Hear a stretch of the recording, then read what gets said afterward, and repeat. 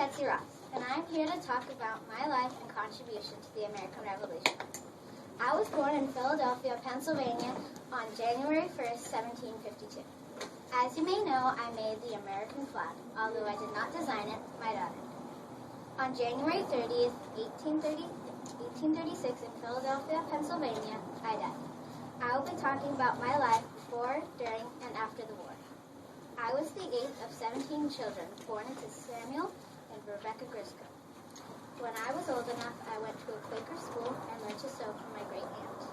After school, I got a job at a local upholstery business and met my future husband, John Ross. I married John when I was 21, which meant leaving the Quaker church and joining the Episcopal church. It was against Quaker law to marry outside our religion, so because of this, I was shunned by all Quakers and disowned by my family. It was at the Episcopal church that I met George and Martha Washington. We became great friends and sat in church together. I got involved in the war because John was in the militia, and also I was friends with the Washingtons. Sadly, John was killed in the war when ammunition exploded while he was guarding it. During the war, I repaired uniforms, made tents, and blankets at my upholstery shop for the Continental Army. My second husband, Joseph Ashburn, and I were married for 5 years, but he died during the war because he was imprisoned on an old mill prison. When the Army decided to make a flag, my friend George Washington asked me to help. The original flag had a design with a 6-point star. I changed it to a 5-point star because it was easier to sew. I made flags during the war and continued to make flags after the war.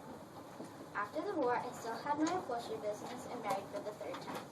My third husband, John Claypool, and I were married for 34 years, but he sadly died because of old age, like me.